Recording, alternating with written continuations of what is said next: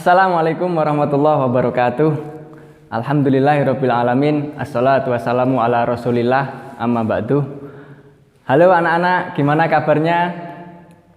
Ustadz harap kabarnya baik-baik saja, tetap semangat dan ceria, selalu belajar di rumah. Nah, anak-anak, di penghujung bulan Juli ini ada salah satu momen yang sangat luar biasa. Ada yang tahu? Pada tanggal 31 Juli 2020 yang bertepatan pada tanggal 10 Dzulhijjah. Nah, pada tanggal 10 Dzulhijjah itu ada suatu peristiwa yang sangat penting, bersejarah. Ada yang tahu nggak? Nah, betul, ada, yaitu peristiwa Idul Adha atau yang kita kenal dengan Hari Raya Kurban. Nah, di Hari Raya Kurban ini ada cerita yang menarik, ada cerita di mana satu keluarga, ada ayah, ada ibu, dan ada anak. Nah, keluarga ini sangat luar biasa. Mari kita saksikan cerita daripada Nabi Ibrahim dan Nabi Ismail yang kita kenal sampai saat ini dengan sejarah Hari Raya Idul Kurban. Ini dia ceritanya. Nabi Ibrahim mempunyai dua istri. Istri pertama bernama Sarah dan istri kedua bernama Hajar. Sarah melahirkan seorang anak laki-laki yang dinamakan Ishak, dan Hajar melahirkan anak laki-laki juga yang bernama Ismail. Sarah merasa kurang senang hidup bersama Hajar. Berkali-kali ia meminta kepada suaminya agar Hajar dan anaknya dipindahkan ke tempat lain. Akan tetapi, Nabi Ibrahim tidak segera menurutinya. Barulah setelah menerima perintah dari Allah, Nabi Ibrahim mengajak Hajar dan Ismail pindah ke Mekah. Ismail yang masih menyusu pada waktu itu terpaksa harus mengikuti kedua orang tuanya menempuh perjalanan yang begitu jauh dan melelahkan. Hajar dan Ismail ditempatkan di daerah padang pasir yang tandus, sunyi, dan terik matahari yang menyengat kulit.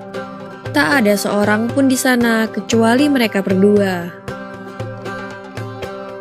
Setelah beberapa tahun Nabi Ibrahim alaihissalam meninggalkan anak dan istrinya itu, ia pun merasa rindu. Beberapa kali ia mengirim utusan untuk melihat keadaan anak dan istrinya itu. Dan ketika utusannya mengatakan bahwa anak dan istrinya dalam keadaan yang baik-baik saja, Nabi Ibrahim pun merasa lega.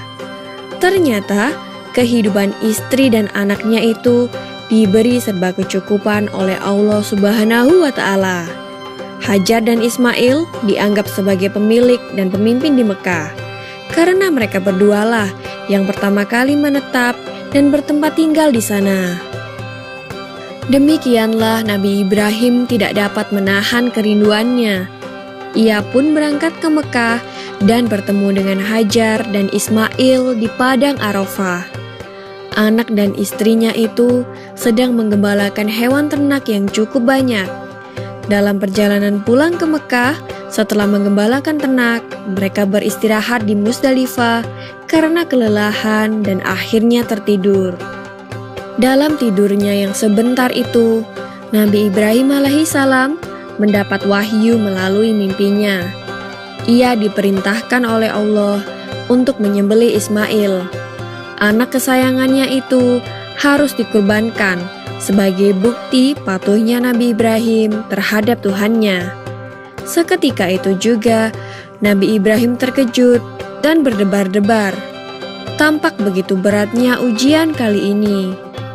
Ia pun akhirnya menguatkan hati demi rasa cintanya yang lebih besar kepada Allah Subhanahu wa Ta'ala.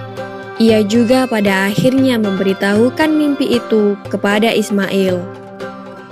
"Wahai anakku Ismail, dalam mimpi aku diperintahkan oleh Allah untuk menyerahkanmu sebagai kurban, dan aku harus menyembelihmu.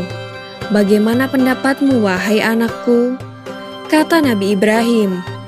Ismail pun menjawab, "Wahai ayah, sekiranya itu perintah Allah, maka laksanakanlah apa yang telah diperintahkannya kepadamu. Aku akan tetap sabar dan ikhlas menerima cobaan ini." Dikisahkan iblis berusaha merintangi perintah Allah kepada Nabi Ibrahim. Berkali-kali iblis membujuk Nabi Ibrahim agar tidak melaksanakan perintah itu. Namun Nabi Ibrahim tetap melaksanakan perintah Allah, dan godaan iblis yang begitu dahsyatnya tak akan mampu meruntuhkan ketaatan Nabi Ibrahim kepada Allah.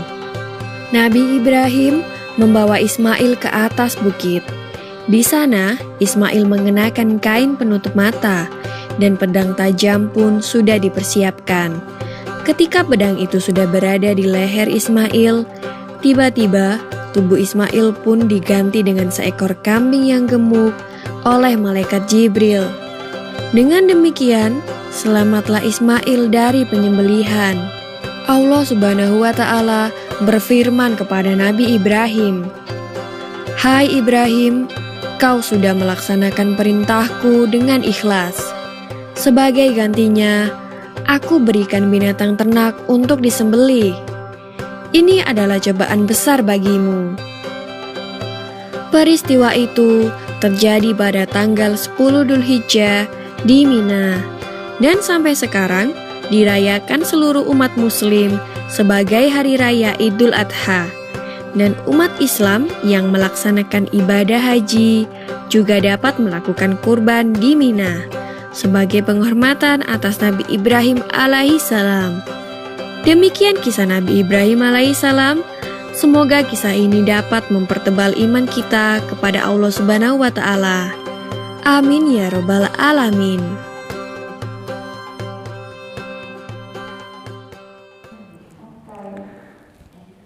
Oke, nah anak-anak sudah menyimak ceritanya, sudah melihat ceritanya Nabi Ibrahim dan Nabi Ismail.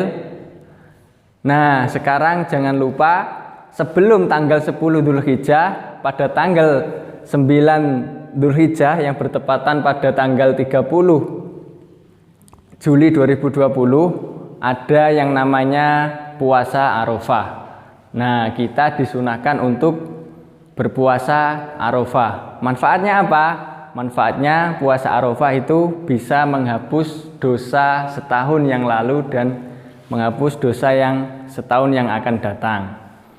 Nah, anak-anak silakan nanti setelah melihat cerita Nabi Ismail dan Nabi Ibrahim, ada salah satu tugas untuk kalian semuanya. Nanti tugasnya akan disampaikan lewat proyeknya ke anak-anak masing-masing. Terima kasih. Wassalamualaikum warahmatullahi wabarakatuh.